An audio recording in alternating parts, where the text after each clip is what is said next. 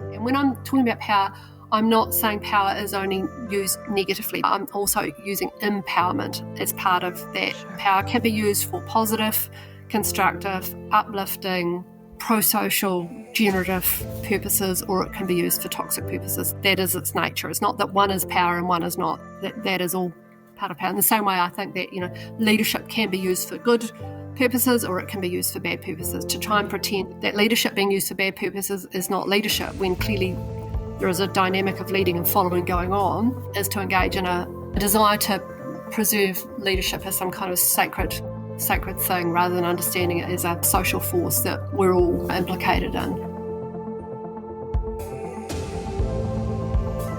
Welcome back to The Deeper Pulse, and the first release in a short-running series of episodes where my guests and I will be taking a critical look at leadership. You may or may not have heard of critical theory, which is a very broad intellectual tradition that examines society, culture, and power dynamics with the goal of revealing and challenging patterns of domination, inequality, and oppression.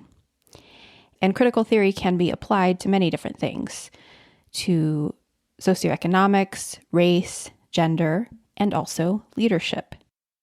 Laying out the history of critical theory would be an episode unto itself. But what's important to note is that its aim is descriptive in the sense that it helps us to understand existing social systems. But it's ultimately about deconstructing the way that knowledge and power have come to be in order to transform them. Stacey Patton writes, "Discomfort is often the necessary beginning of ethical reflection." In order to take a critical perspective, we have to be willing to brave some uncomfortable truths in order to essentially look at the operating system that is running in the background. A couple of days ago, I dropped a bonus episode over on Patreon, in which I share about how I'm navigating political friction and conversations that require me to step outside of my comfort zone. I go back again and again to the quote from Martin Luther King Jr., where he emphasizes, "True peace is not merely the absence of tension, it is the presence of justice." King advocates for what he called a constructive, nonviolent tension. And in that 1-hour bonus episode, I talk about how I'm striving to embody this, and I share clips and commentary on some people who are in the public eye currently risking it all. If you'd like to listen to that episode, you can check it out over on Patreon. But I'm bringing it up today because one consistent theme in those difficult conversations that I've been having is that as I think out loud and speak more critically about things, an argument that I am hearing more and more often is, "Damn, Candace, why are you so critical? What about everything that's working? What about the best parts of capitalism, spirituality, wellness influence, and even contemporary leadership practices? Why are you harping on the bad stuff all the time? What about the other side of the story?" Well, I'll tell you what. 9 times out of 10, I'm critiquing socially embedded systems that are very well worn, that have either been in place for so long that they're rarely, if ever, questioned, or that represent a vantage point that's dominant, and therefore, for the large part, goes unquestioned. And so, in this way, the story is already very one-sided. In fact, the dominant narrative is so deeply embedded that whenever I question it, a common and reflexive deflection is employed. But what about the story that we've always told? What about that? And I think to myself, you mean the one that we all accept without question? The narrative that is driving the assumptions of how we operate when it comes to said structure or system? That one? It's had plenty of airtime. It's not going anywhere anytime soon. So, in the interest of justice and equity, critical perspectives are all about looking at the hidden undercurrents that more often than not go ignored. So I'm halfway through a graduate program in organizational leadership at Arizona State University, and I am taking a critical perspective, which means that I am often disrupting business as usual and challenging unspoken assumptions that really have provided the foundation for modern leadership studies.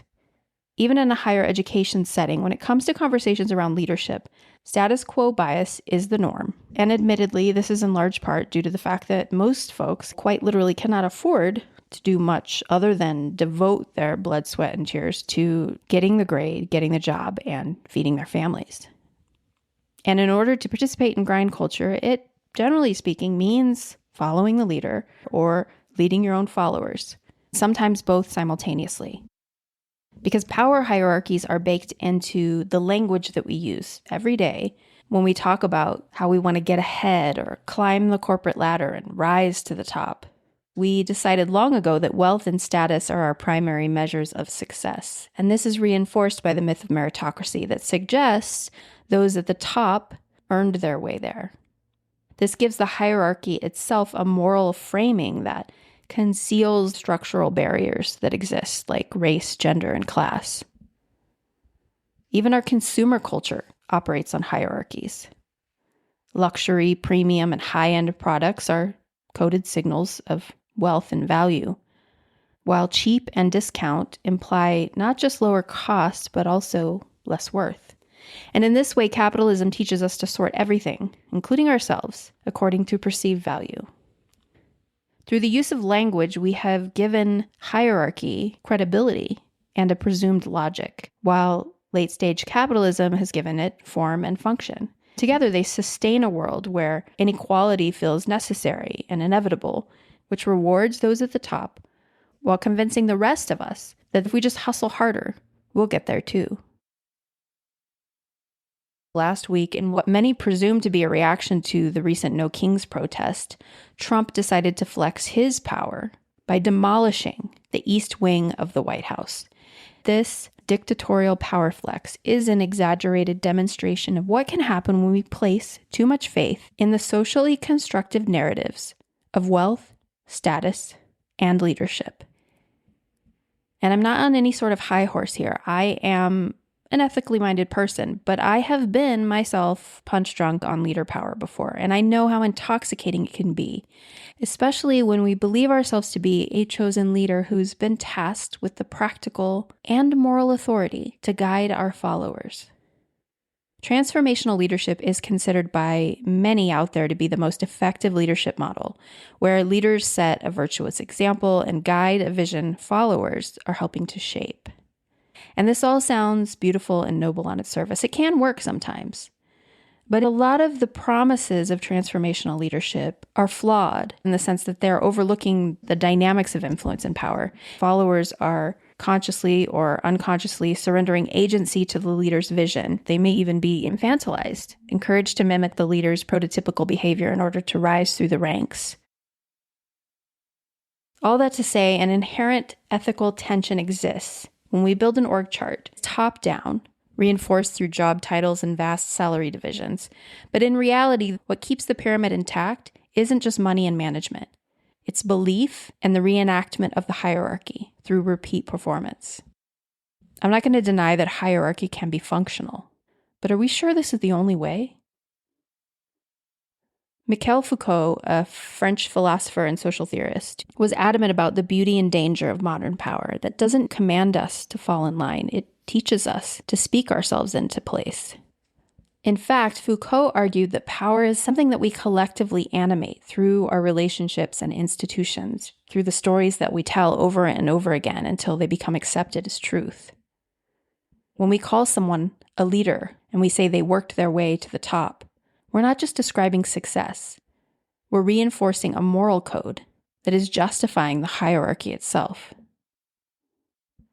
Throughout the Culture series, lots of personal stories were shared, and leaders have been critiqued. I've sometimes been accused of trying to cancel someone, or having a personal vendetta against folks who are just trying to keep their head above water in a capitalistic system that relies on monetization and followership subjugation. Said system is an explanation. It's a prevalent rationale that can be used to defend and justify behavior, but it's not an excuse to shy away from accountability when it comes to the ways that we reify these hierarchies day in and day out. So when it seems like I'm throwing shade at leaders, that's a failure of communication on my part, because in reality, I'm most concerned with the systems that anoint them. with the ways in which, despite lip service and mission statements, our behavior and business models insist that hierarchies are the only natural and necessary way to get shit done. In the same way that words and patterns of behavior have built systems over time, they can also be deconstructed and reimagined. But we know for sure that high-minded lingo doesn't always lead to equity. In order to get there, we have to grapple with our biases, our assumptions, and the ways in which we participate in social structures that reaffirm that some humans are higher up and better than others. This short-form series is an effort to begin that conversation. I was introduced to the work of Dr. Suze Wilson in a graduate class on leadership. And when I cracked open her book, it really was like a eureka moment for me. Because this text, which is filled with supplemental sources, gives language and context to so many of the questions that have been plaguing me for the last few years. Similar to the way in which Heather Cox Richardson is able to use historic context to reveal patterns and give meaning to everyday current events in her Letters from an American newsletter, many of us receive it in our inboxes daily.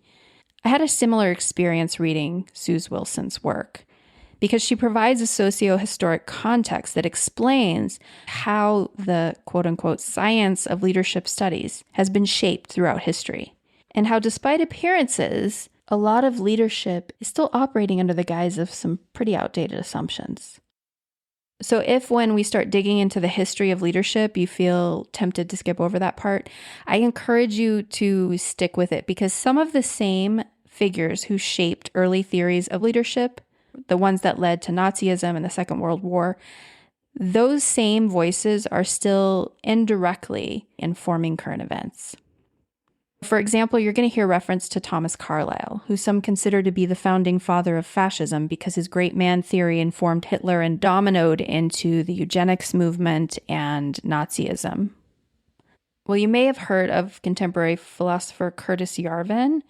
One of Peter Thiel's financial benefactors is a very vocal supporter of Carlyle's work. And if you don't know, Thiel is the billionaire co-founder of Palantir Technologies. He's the dude that was recently satirized on an episode of South Park. Thiel is a longtime supporter of Trump, a fan of Curtis Yarvin's work. And this orientation towards leadership and really the dominion of kings has made its way into the White House. The shit show that Trump and his cronies are starring in is based on a logic that was shaped a very long time ago.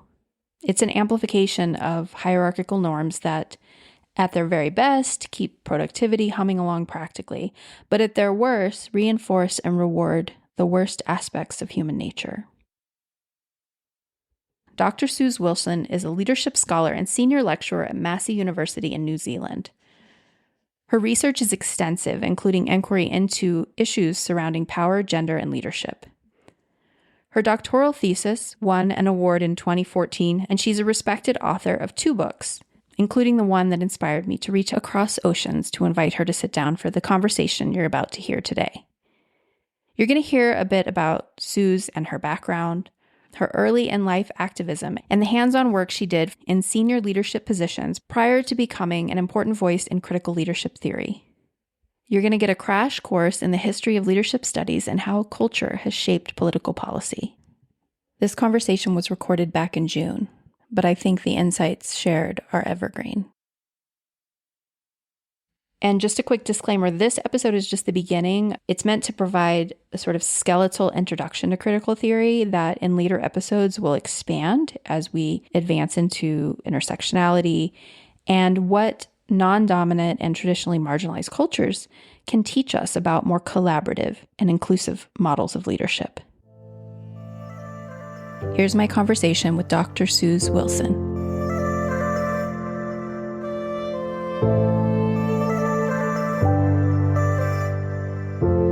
Welcome to the podcast, Suze. Welcome to the Deeper Pulse. Thanks so much for being willing to sit down with me today.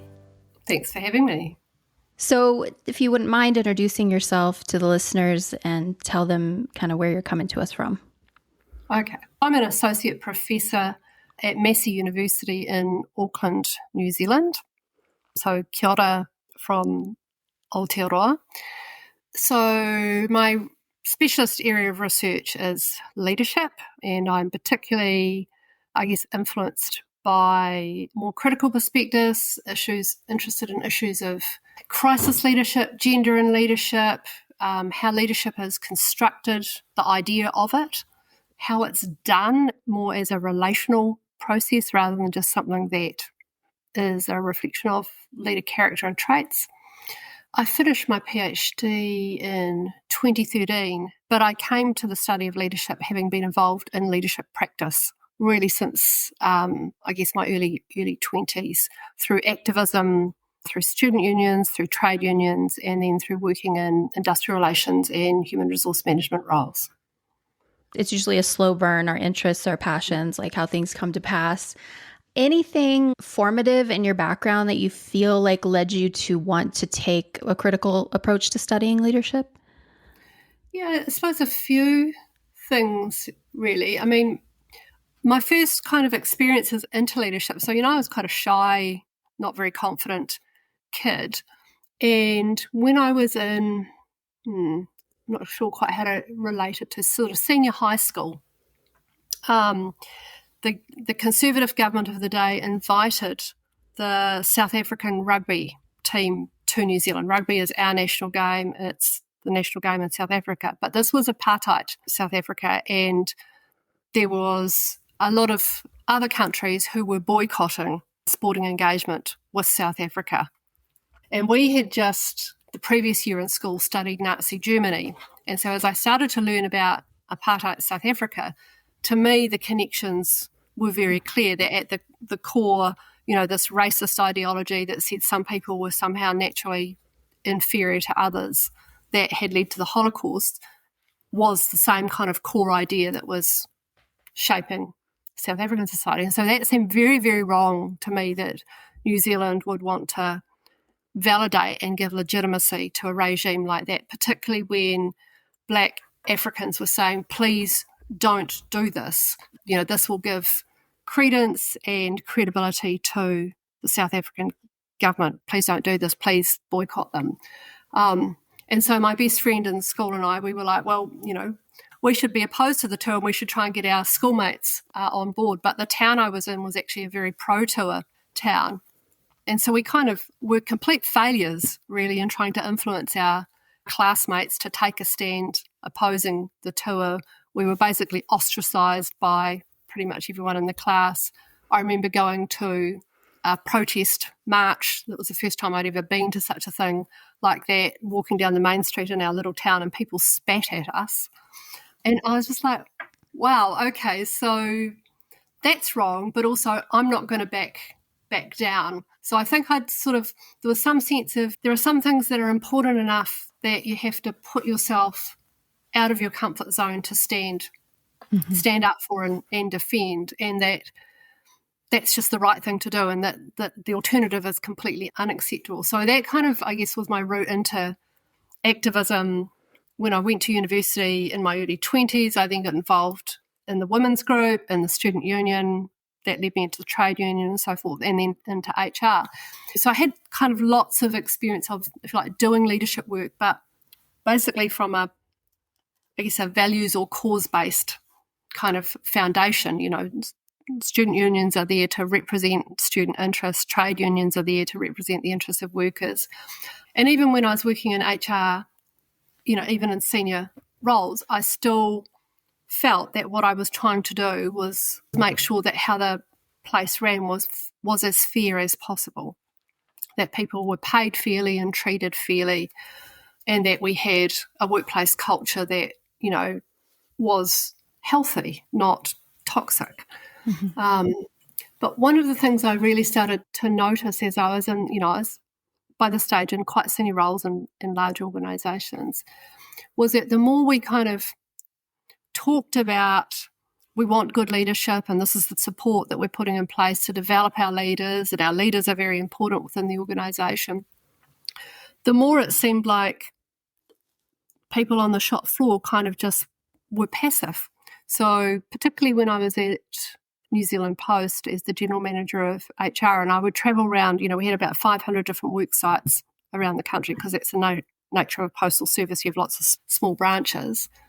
So, go and visit people, how things going, what's going on in your branch, that sort of thing. And often they'd be able to identify like local problems and, so what is it you think should be done? And they go, oh, well, this is what the solution is, but we need the executive leadership team to support us. And I found myself getting more and more confused about, but you know what the problem is? I didn't know there was a problem. I don't work on your side every day.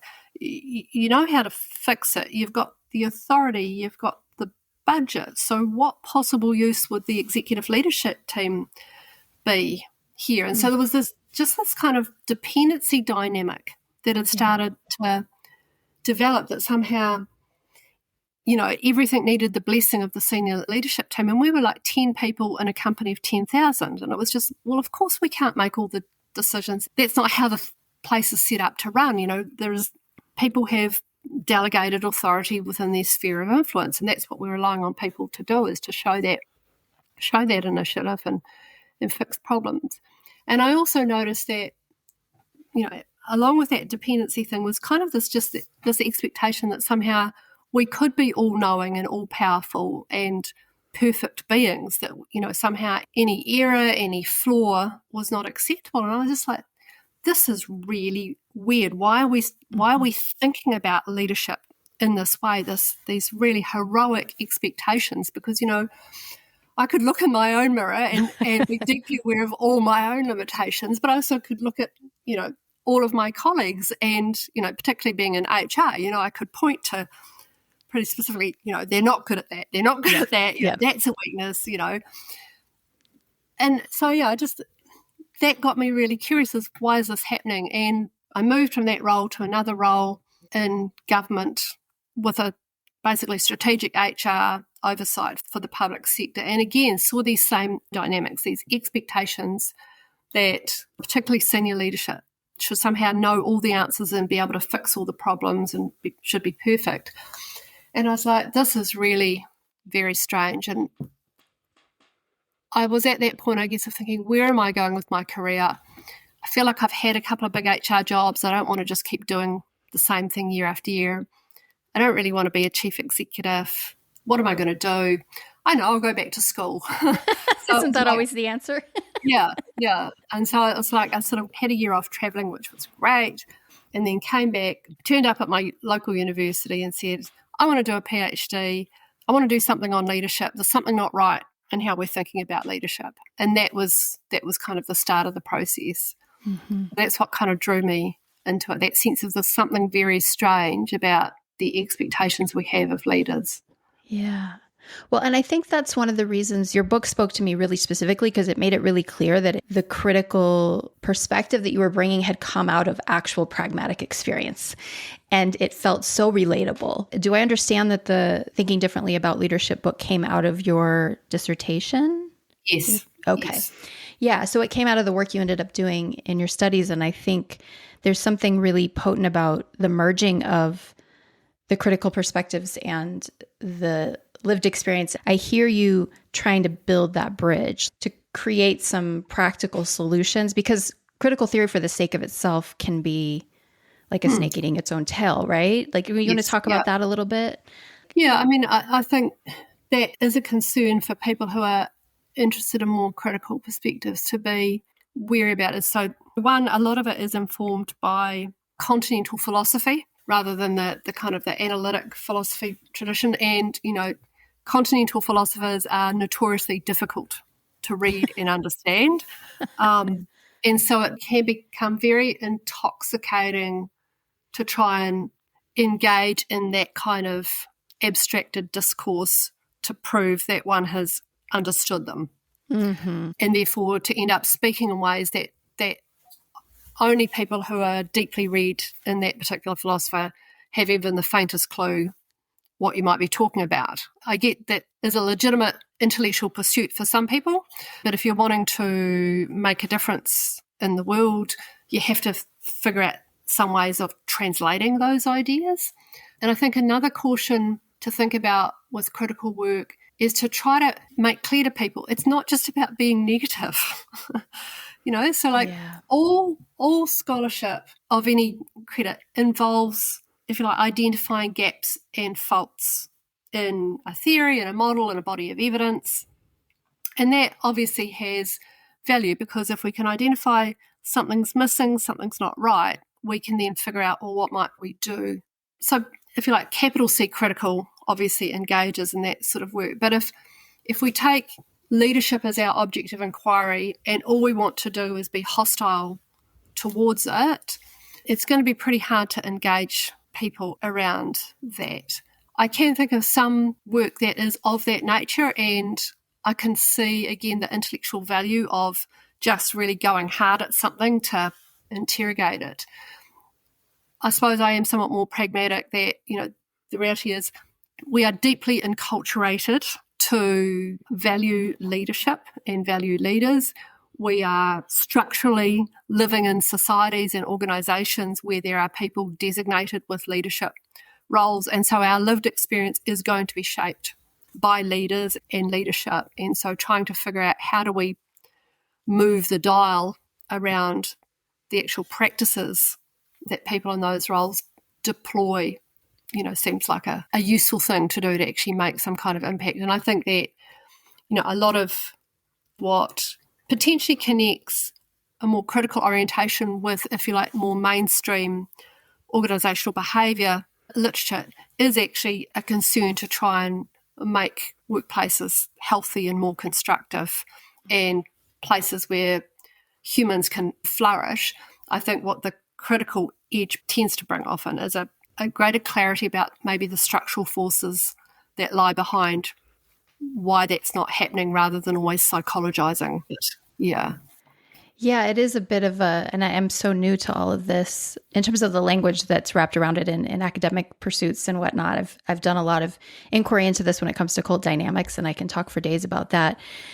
And one of the things that kept coming up for me as I was exploring cult dynamics is I was like, there's really this continuum, and what's happening here is just an amplification of things that have happened in every workplace I've worked in, right? Yes. And what's beautiful about the research that you did and this particular piece of work is that you go through history and sort of explain how these assumptions around leadership came to be, like going all the way back to Greek philosophers like Aristotle, and that it's sort of embedded in our psyches to make certain assumptions about leadership.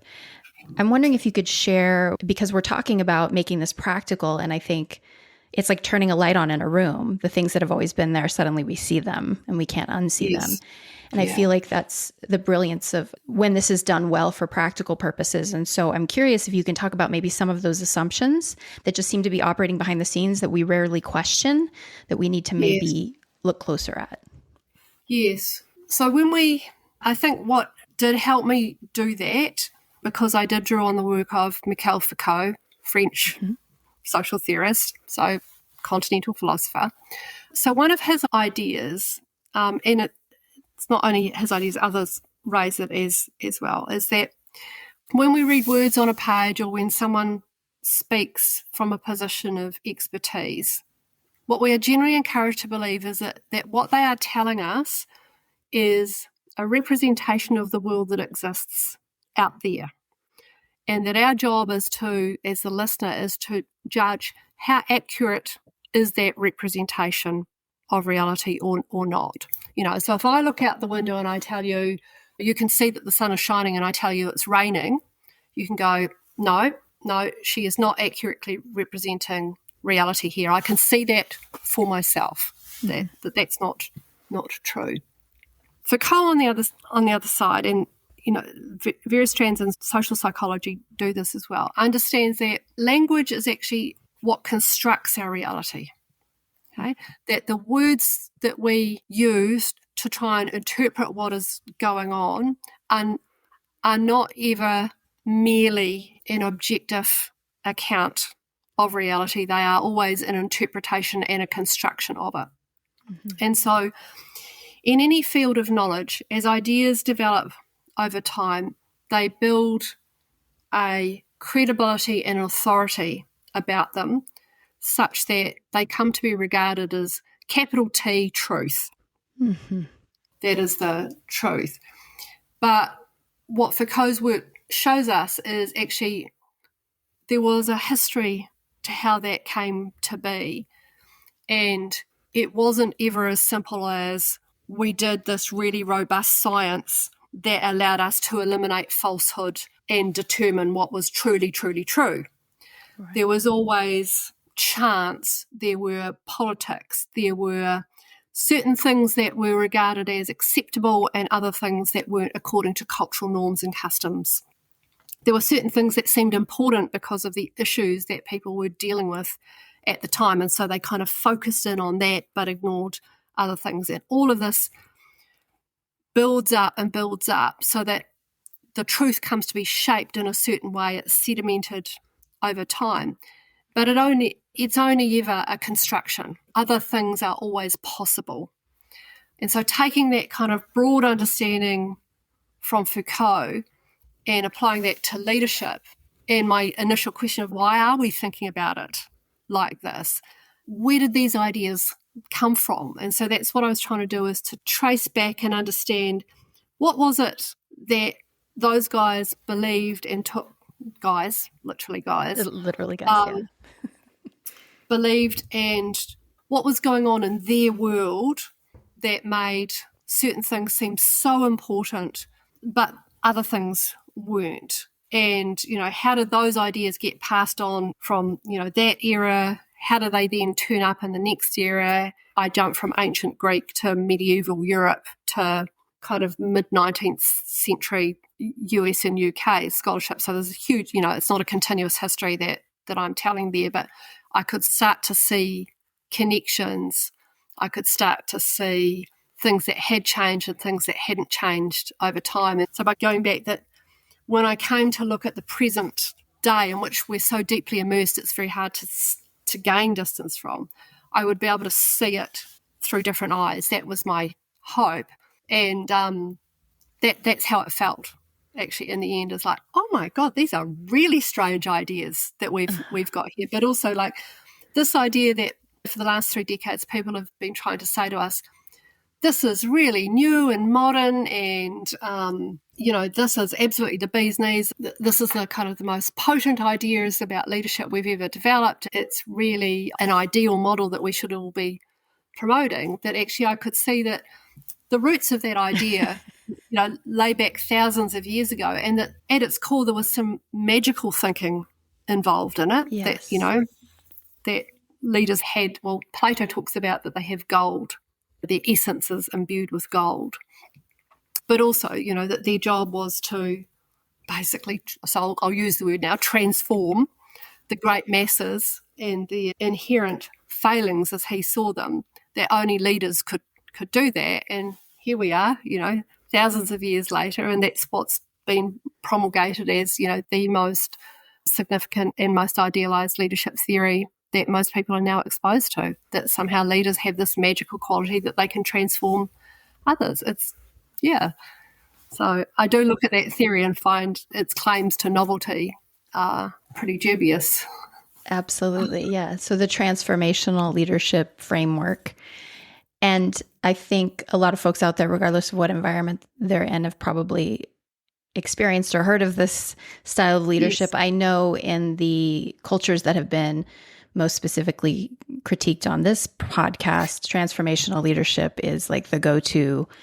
And I kind of came to your work trying to suss out, it's like, it's a shined up version of something that feels oppressive to me, that feels very old in terms of social constructs and hierarchies and whatnot. You went in all these different places historically. Do you want to speak to that a little bit? Yeah. So we're kind of, if you like, modern scientific. Sorry, I did little air quotes then.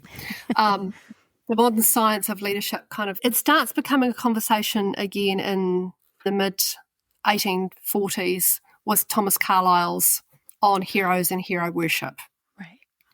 Okay, so, and his kind of core thesis is, that history is made by great men. And he does mean men. Mm-hmm. Okay? And so he does this kind of attempt to engage in a characterological assessment of what was it about these great men that shaped history that allowed them to do that. And then in the late 1800s, Francis Galton starts to try and understand from a trait theory perspective what were the inherited traits of great leaders. He's Darwin's cousin. So he's very influenced by what Darwin is discovering about, evolution. Yeah. And so he's basically like an early social Darwinist of, how can we figure that out? So starting from about when Galton does his first work, which I think is about 1888 maybe, through to kind of the 1940s, trait theory is kind of basically the only way that leadership is being understood and studied scientifically. And, part of their problem, and this is what Stogdall's famous 1948 review of that work says, is they keep finding contradictory findings. One study would show, these are the traits of leaders, and someone else would go, well, no, it's these ones. Stogdall does nonetheless acknowledge actually there were some common traits that did seem to appear across different studies. But the unacknowledged history in there, and I still want to write a specific article about this, is quite a few of these leadership scholars in this early period were eugenicists. Mm-hmm. So they weren't just interested in, how can we identify great leaders? They were literally interested in how do we breed for great leaders. And it's not an accident that Hitler was a great fan of Carlyle. This idea of kind of that there is a master class of, elite men who have within them the capacity to change history is very consistent with Hitler's, the whole kind of ideology of the Führer as the centre of everything, the Führer principle. So because trait theory starts to, not a million miles from Nazi ideology, because, mic drop, it's not a million miles from Nazi ideology. That's right. Right? That's right. I couldn't find any literature where leadership scholars consciously acknowledge that. But you get Stogdall's paper in 1948, a major review of trait theory saying, look, yes, there's some things, but, it's clearly also situation matters. But Ohio and Michigan state studies that started studying leader behaviour, that really was in the post-war period, the kind of the sudden shift in the field and the reinvigoration of it. They had studied their work before Stogdall had done his review anyway. Sure. And the guy who started that, I just had this sense, he'd been in the war office. He'd been involved in the war effort in the US trying to recruit in the kind of personnel of the army.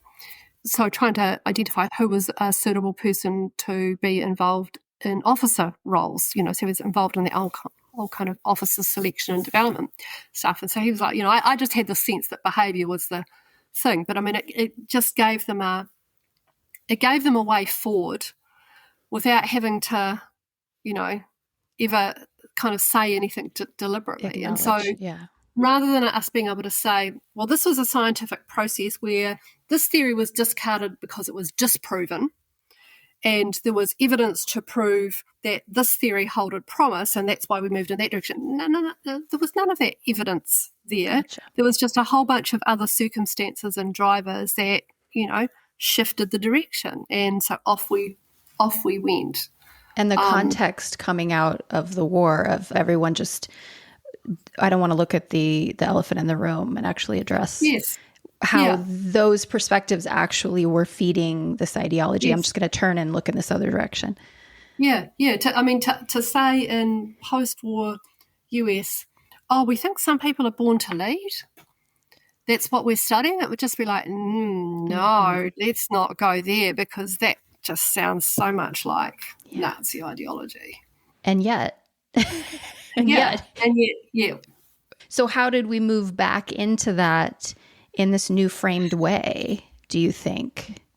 So there's kind of the Ohio and Michigan schools, they start with behaviour theory, and you get the task and relationship is the kind of the two kind of core axes that both of their models are really oriented around.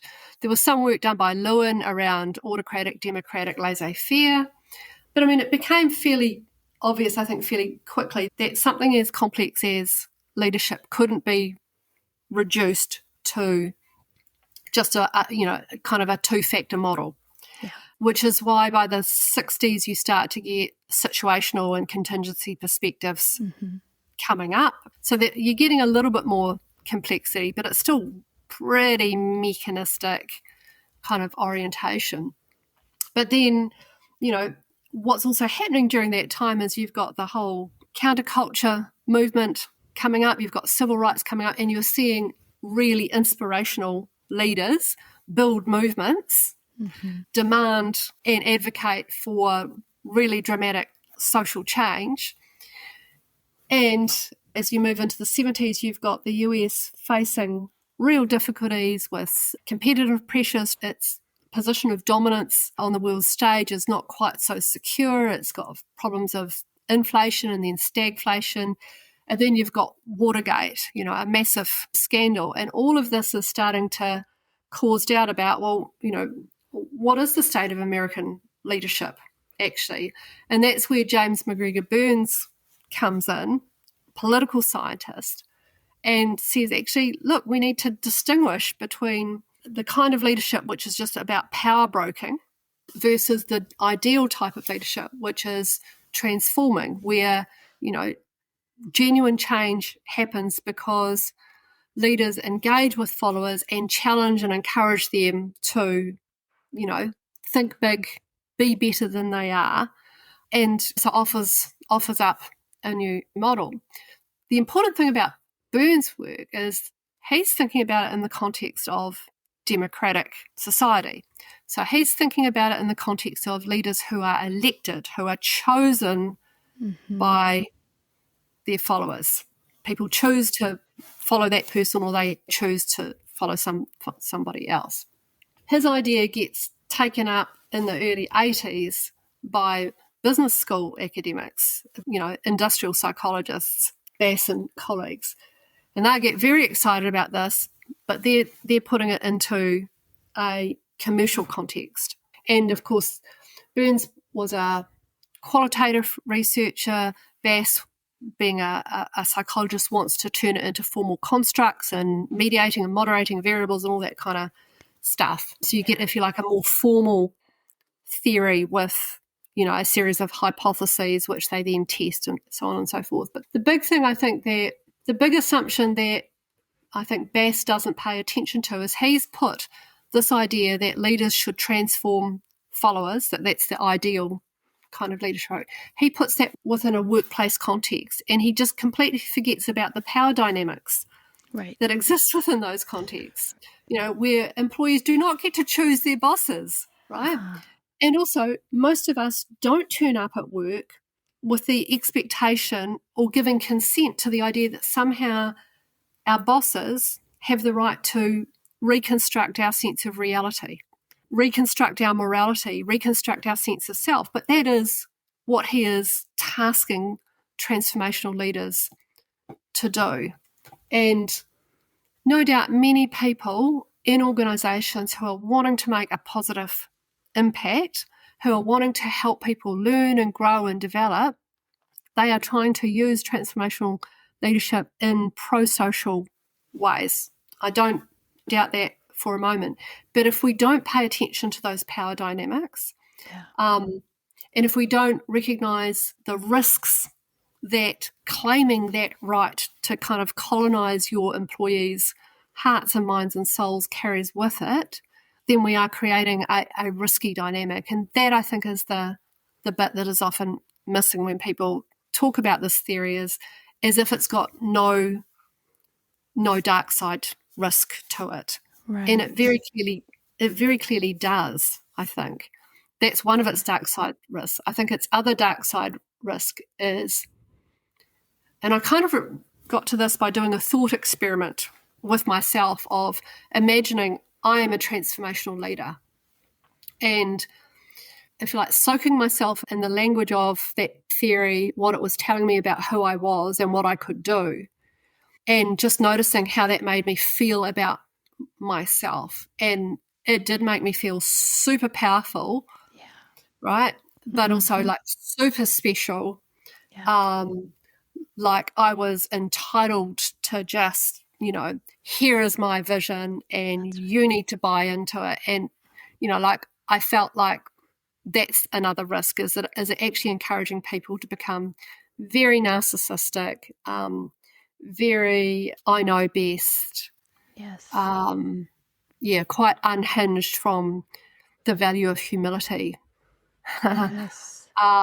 Which I think actually is really important for leadership, to not think that you do know best, because particularly if you're surrounded by smart, capable, enthusiastic people, they're going to have ideas that you won't have thought of. Absolutely.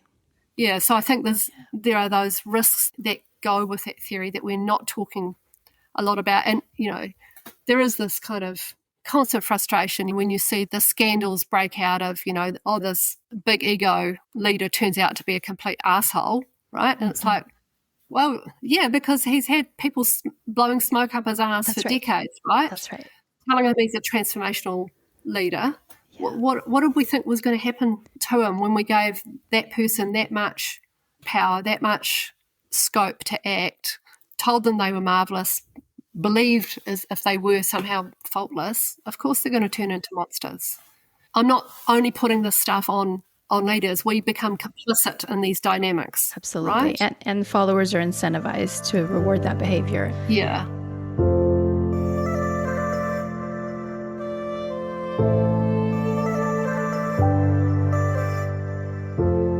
A lot of the environments that I was in, interestingly, first of all, what you said in terms of those risks resonates so deeply for me, and my own experience as a follower and as a leader, and what happened to my own psyche on both sides of that equation, how I played into that dynamic, and it fed a sense of entitlement as a leader. And most of the environments that I was in were women-led environments. Yeah. And what I've found fascinating, and what I'm kind of potentially looking at in my research, is the way in which this transformational leadership style and what you've just described in terms of the risks, how an emphasis on emotional intelligence has become very prevalent. And in the spaces that I was in, it's essential for followers and leaders to sort of adhere to these guidelines around the domains of emotional intelligence. And what I find is there's this dark underbelly of the way that emotional intelligence is weaponized in these environments. And so the way that, when I took a course on emotional intelligence for my graduate program, and we spoke about resonant leadership styles and dissonant leadership styles. And I was like, this is all really interesting. I can think of examples of every single one of these, but there's a space that's missing here, which is when the resonant leadership is created and then it is misused. As a follower, it is tremendously disorienting because there's a lot of gaslighting that happens. There's a lot of sideways manipulation. What are your thoughts about how emotional intelligence plays into this, and particularly behavior of women toward other women? Because I know we want to talk about gender and leadership as well. Yeah. I mean, I think that, again, like a lot of these ideas, people who've developed these are full of, I do take it that they are genuinely wanting to make a positive impact. They have good intentions, and that they are trying to offer us guidance on what it would be to be, if you like, a well-functioning person. But one of the limitations of mainstream psychology, I think, is that it so often ignores the reality of power dynamics that exist between people, but also in the institutional context in which we operate. And if you don't have a clear understanding of power, which is not just about formal authority, it's not just a position that one person has and the other person hasn't. It is a dynamic, from moment to moment thing that flows around. And therefore, it's something that if we're trying to be an ethical leader, we need to be mindful of from moment to moment. Yeah. And that requires a lot of careful work, but it also involves creating spaces where we're encouraging people and making it safe for people to say, actually, that was a bit of a power move just then, dude, or sis, because it's very hard, it's very hard to maintain a kind of egalitarian ethos, right? Yeah. But when we have that, then we can actually speak the truth to each other as we see it. Mm-hmm. And when there is that inequality there, it becomes much harder for the person who feels subordinate to speak the truth as they see it to the person who is superordinate. And there are benefits, short-term benefits at least, albeit at the price of, deteriorating the quality of your character. There are short-term benefits that the person who has the more power can get through just, grabbing it and using it. And when I'm talking about power, I'm not saying power is only used negatively. I'm also using empowerment as part of that. Sure. Power can be used for positive, constructive, uplifting, pro-social, generative purposes, or it can be used for toxic purposes. That is its nature. It's not that one is power and one is not. That is all part of power. In the same way, I think that leadership can be used for good purposes or it can be used for bad purposes. To try and pretend that leadership being used for bad purposes is not leadership, when clearly there is a dynamic of leading and following going on, is to engage in a desire to preserve leadership as some kind of sacred thing rather than understanding it as a social force that we're all implicated in. Yeah. Well, it's interesting timing that we're having this conversation as well, because when you speak about power, it can be used in a variety of different ways.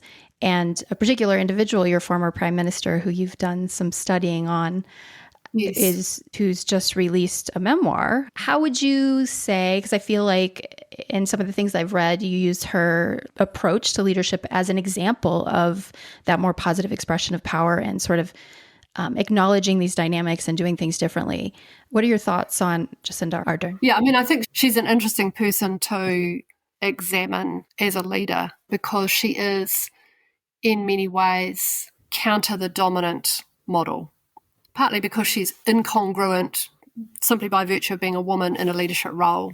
Yeah. Leadership role is still predominantly held by men. It's certainly at that head of country level. And her relative youthfulness when she took that role, and then she had a child in office as well. So, there's a number of things that kind of mark her out as different. In terms of her approach as well, she's tried to be, I guess, unapologetically different in saying that there is value in empathy and kindness in political leadership, and that is something that we should expect from leaders, and that she is generally loath to engage in personal criticism of other people. She tends to try to engage with people more at the level of issues rather than personal attack. She's unusual in being much more open about herself than I think most leaders are. So not only in terms of explaining her thinking on a policy decision, but, talking about herself as a person, as a human being, what's going on for her in relation to that stuff. So I think, there's a whole bunch of things that make her very interesting. And I've only met her once for about 10 seconds, so I have no inside right. knowledge. And I'm also conscious of the danger of parasocial relationships, but I feel like I've just been so analytically oriented around observing her and noticing, that's what she's doing there, that's what she's doing there, that's what she's doing there. I feel like I can, have a real strong sense of, okay, this is how she's likely to handle this situation. I'm very, really surprised by something she says, because it's like, yeah, that's how she would think about that. So I think she's an important role model for women and for people trying to lead differently. Not all the big, I'm in control, I'm powerful, I'm in charge, that kind of stuff. She's much more dialogical and collaborative in her approach. Yeah. And she's had a really hard time of it, partly because she had to deal with some really difficult crises, but also because here she was being a woman dealing with really difficult crises and doing so in ways that, if you like, blurred gendered norms. So she's had a lot of gendered abuse because she's too assertive to be a good woman, Right. Yeah, right. So she's a bitch for being assertive, but because she's also kind, that means she's a weak leader. There's a real strong sense that I think it's a minority of people here have of grievance towards her, very strongly felt. Some of that is shaped by just kind of conspiratorial views about vaccines and, other kind of disinformation narratives. But some of it, I think, also is because she promulgated kindness, but then people found the policies were difficult, so they couldn't travel, for example, and that they therefore took that personally, that she was somehow being personally unkind to them, which I'm kind of like, you know that when you're running a country, you can't do something that works for every single person, right? Right. Like you're kind of being a little bit self-centered and taking that quite so personally. Well, and that's part of the naivety about leadership, though, too, that she should be a superhuman person who could potentially respond to a crisis in a way where everyone's happy, right? Yeah. Yes. Yeah. So, no, I think we can learn just so much about leadership from her experience in all sorts of different ways. Yeah, including the backlash to the period of time where she was in leadership, and which was right alongside the rise of Trumpism. And yes. It's hard to, would you agree that it's hard to separate that backlash from the rise of Trumpism? And how is what's happening here impacted things there for y'all? Yeah, so, it's been seeping in for years. Thank you very much for that, exporting that to us. Right. I am so sorry. We're all so sorry. So it's been, it's been a growing part of the scene here.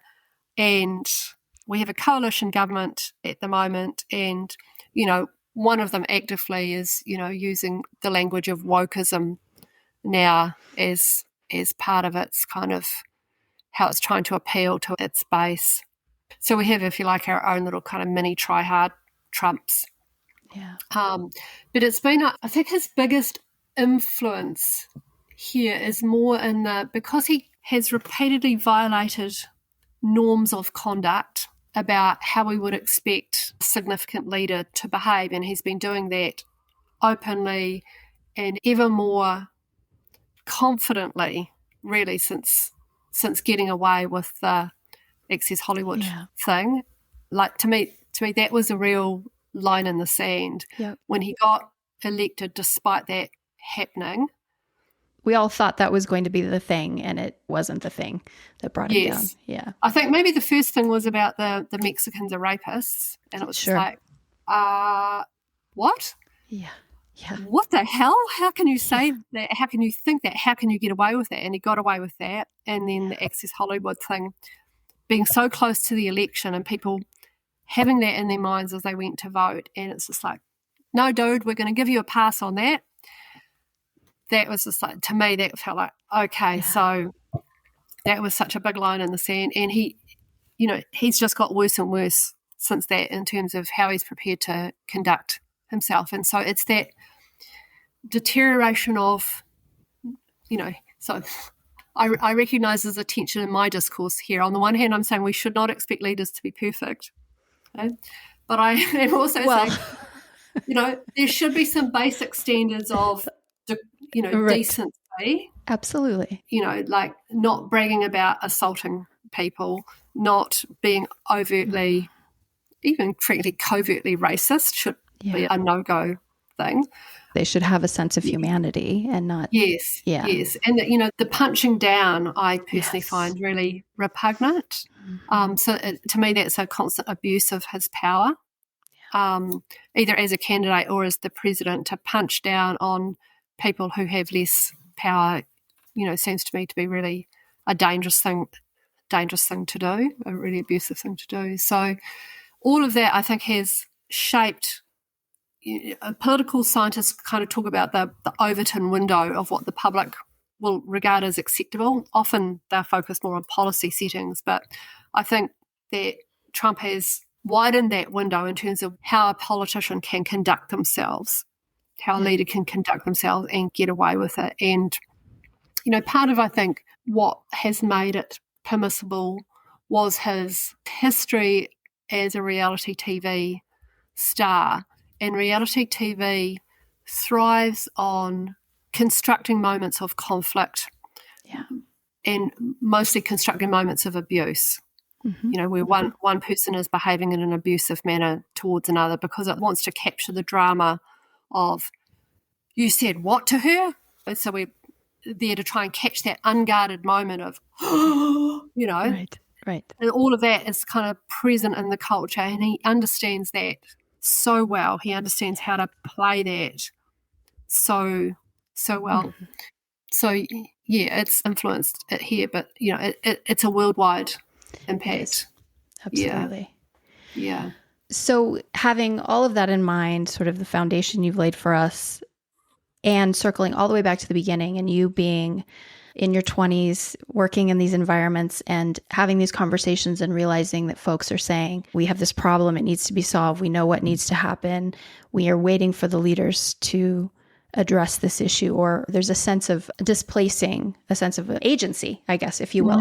Yes. And so if we look at where we are right now, and as an outsider who has understanding of leadership, and you look at the situation that we're in here in the US and any of the situations we're in globally, the concept of followership and this spell that we get under where, in my opinion, we, myself included, become very paralyzed and immobile in the face of not having a leader to mobilize us and tell us what to do next and how to organize and where to go. What are your thoughts on how we can apply some of what we've been talking about today to current events and our approach to making some social change around this? How can we constructively start to think about leadership and followership differently so that we can maybe make an impact? Yes. So I think that people have to have their emotional responses to what's going on that violates their sense of right and wrong. And I think that's an important part of the process, to try to just say, just don't get upset when really upsetting things are happening is not helpful. Like, if we're just going to suppress all of that, we're doing something bad to our own functioning and our humanity. There are things that are viscerally wrong, and that visceral reaction is partly how we know how wrong it is. Yeah. So we have to stay, I think, connected to that. What I'm trying to do is also then engage my analytic brain to dissect what's the move here that's being played out, how is it being played out, what makes it possible, what are the assumptions that make that claim credible, and how can we seek to erode or challenge or provide alternatives to that. I think one of the things that I've really come to understand that people who are not Trump supporters often don't get is how much the connection between him and his followers is based on a sense of love. I know that sounds weird because he promulgates so much hate, but when he is talking to his own, he is showering them in love. If you watch a Trump rally, the flow of energy between him and his followers is a really palpable thing. I'd love to kind of be physically present, but even just seeing it on the screen, you can sense the interplay there is, because he showers them with love. He tells them they are wonderful people, that they are true patriots, that, he is there for them. And so we need to find ways to disrupt that love language in ways that people can make sense of, to try and help them come away from what is a toxic relationship, because his policy decisions will not serve the interests of his followers. That's right. Not the bulk of them. Yep. It will serve, the 1%. That's right. That's very much clear where his policy settings are. So they need to understand that he might be giving them this kind of psychic sense of love, but his policy decisions will not meet their needs. And they need to feel love from the alternatives. Elsewhere, and all of us who have the power of language, be that written or spoken or sign or whatever, how we communicate with others, in those conversations that we have every day, we can influence those around us. So I think we all have agency. It might not feel like enough, but we have to remember people are influenced by those closest to them. There are multiple studies that show that. So we can add to the ripples in the pond. Yes. And even if we can't find physically around us, we can find online communities of like-minded people doing that. And so we have to remember we're never acting alone in those spaces, even if it feels like that. So creating those ripples, I think, it's like dealing with climate change. None of us can fix the whole thing, but we can all make choices that cumulatively, make some kind of impact, and we can continue to advocate and lobby and vote for people who are going to address those issues. And it's the Martin Luther King perspective, isn't it? About the long arc of history, trying to recognise the historical moment we're in it's not bending forwards at the moment towards justice. It's bending backwards. But, we need to lean even harder, though. We need to lean even harder. Yeah. Yes. To push it in that direction. Yeah. Yes. Are you hopeful? As a deliberate choice, yes, because Nice. and so it's effortful. It's not like, of course I feel hopeful. It's an effortful determination to find comfort and assurance in, what others are doing, in New Zealand, because we have a coalition government that is very opposed to the progress that we have been making over the last 4 to 5 decades in trying to decolonise the nation and to actually recognise and value our Indigenous culture. And the current government is pushing very hard back on that. I take comfort from demographic trends that show us actually, that the people that are of that view are dying out and they are being replaced. Yes. Being replaced by, I shouldn't use that word replacement actually because of the great replacement theory, but, it's a conscious, deliberate refusal to be undone and to give up. So it's effortful hope. Yeah. Yeah. Well, conversations like these give me a lot of hope, and especially diving into nuance, because I was in environments where hope was a very etheric, magical thinking kind of construct, and to actualize it and to understand how it is a verb, how we can actually actualize it together, and the work that you have done. I don't know how many copies of your book you've sold, but this particular copy is so near and dear to me. It means so much to me that you wrote it, and it just really wrapped language around so much of what I was feeling. I feel like it catalyzed my work moving in an entirely different direction. I just want to thank you so much for being willing to sit and talk with me, and you have made me feel less alone in this world, speaking the language that you speak and seeing the things that you see and describing them to us. So thank you, Suze. Kia ora. Thank you very much. Great to talk with you.